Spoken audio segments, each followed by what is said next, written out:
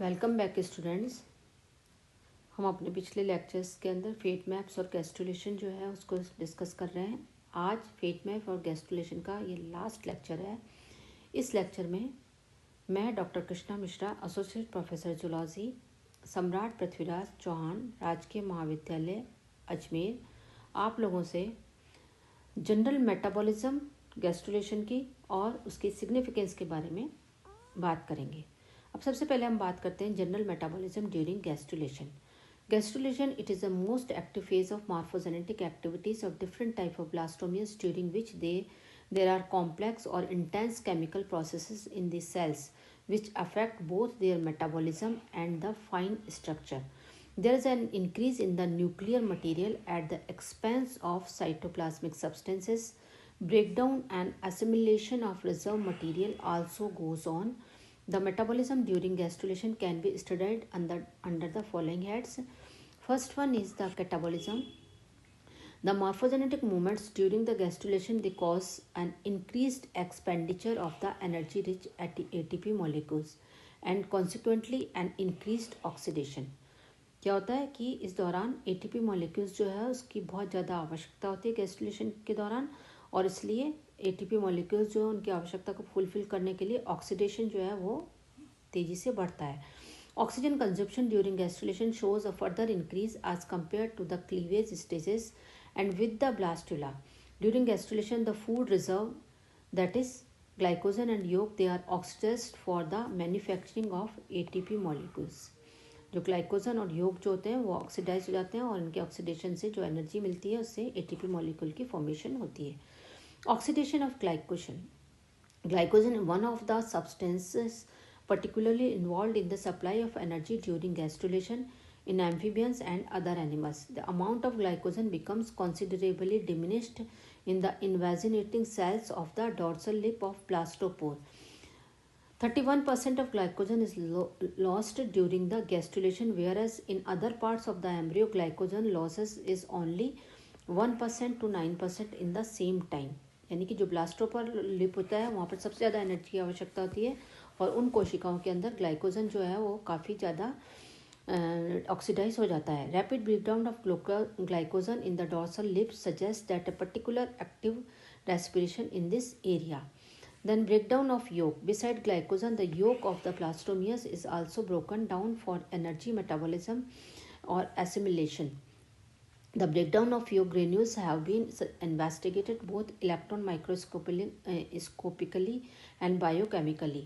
With the electron microscope, it can be seen that in amphibian embryos, the first change yolk platelet consists in the disappearance of the amorphous or granular peripheral layer, which contains beside proteins considerably quantities of ribonucleic acid. यानी कि सबसे पहले जो peripheral granular plates होती है, peripheral granular area जो होता है योग प्लेटलेट्स का, वो डिसअपियर होने लगता है जिसके अंदर प्रोटीन के साथ साथ राइबोन्यूक्लिक एसिड्स भी होते हैं. The disappearing material goes into solution in the cytoplasm and become available for the synthetic processes.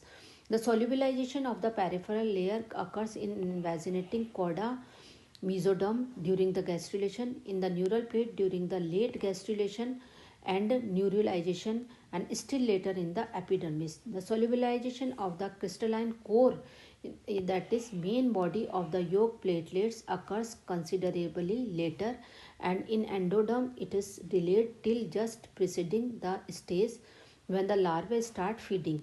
Biochemically, the solubilization of yolk platelets can be recorded either spectrophotometrically by the decrease of the light absorption of yolk platelets in a microscopic preparation, or by separating the yolk platelets from homogenate of embryo and measuring their protein content.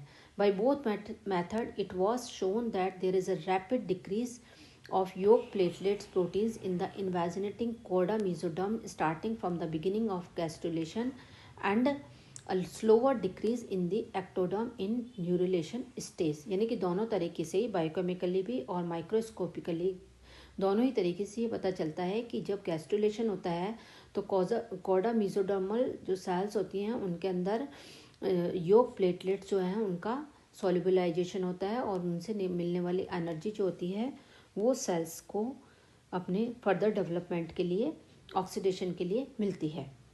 अब हम आते हैं synthetic processes की तरफ, that is anabolism. The anabolic chemical activities of gastrulation includes following important events. First is nucleic acid synthesis. During gastrulation, synthesis of different kinds of nucleic acid molecule occurs. The replication of DNA, it is needed for the duplication of chromosomes during each mitosis of the gastrulation. The onset of gastrulation actually takes place at the molecular level by the start of transcription of DNA dependent RNA molecules. The rate of transcription of new messenger RNA and tRNA molecules becomes greatly increased during gastrulation. यानी कि जो transcription activities जो होती हैं वो increase हो जाती हैं. It indicates the possibilities of increased protein synthesis in the cytoplasm. Second is the protein synthesis. During the gastrulation, there is a sharp increase in protein turnover, and in particular for protein synthesis, the sources of material for the protein synthesis mainly the protein yolk contained in the eggs of the most animals. The protein turnover after the beginning of gastrulation seems to be essentially different from what had been going on during cleavage. The new proteins are qualitatively different from those present in the egg.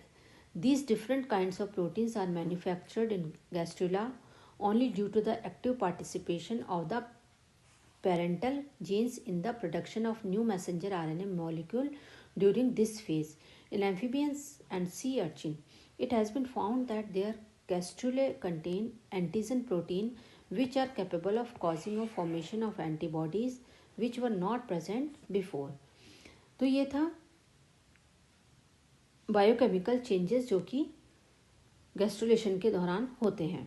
Now, gene activities during the gastrulation. Genetic effect of the process of cleavage is indirect, that is, it is an action through the messenger RNA molecule synthesized during oogenesis by maternal genes and the organization of egg. But there is a direct effect of genes during gastrulation. The genes which were inactive up to the blastula, they begins to manifest themselves during gastrulation in an ever increasing measures.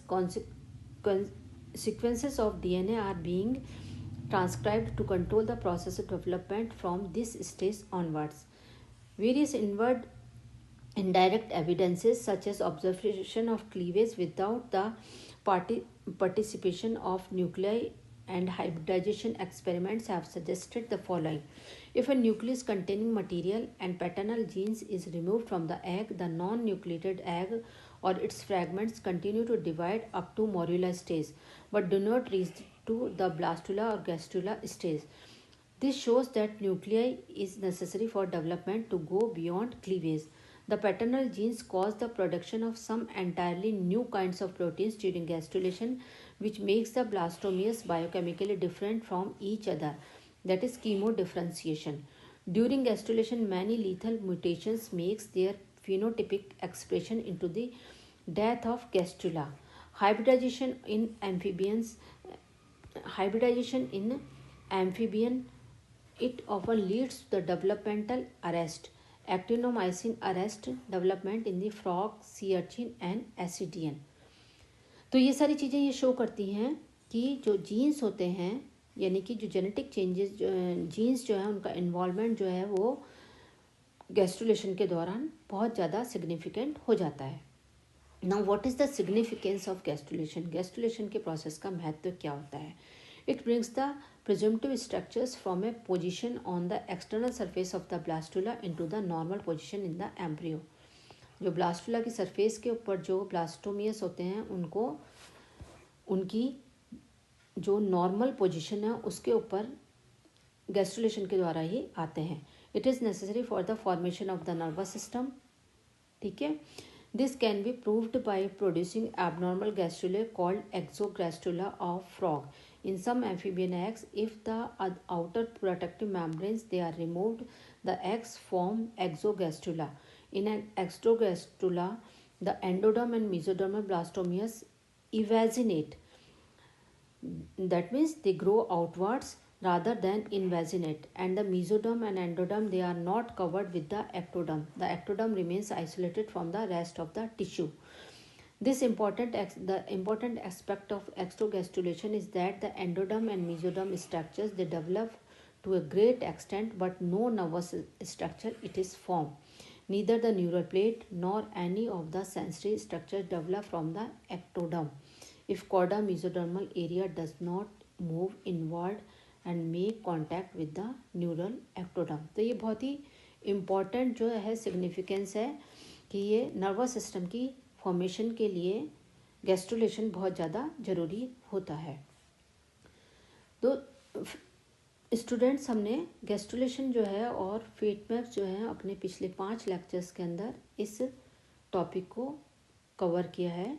I think आप लोगों को यह पूरा topic जो है वो समझ में आ गया होगा। Thank you.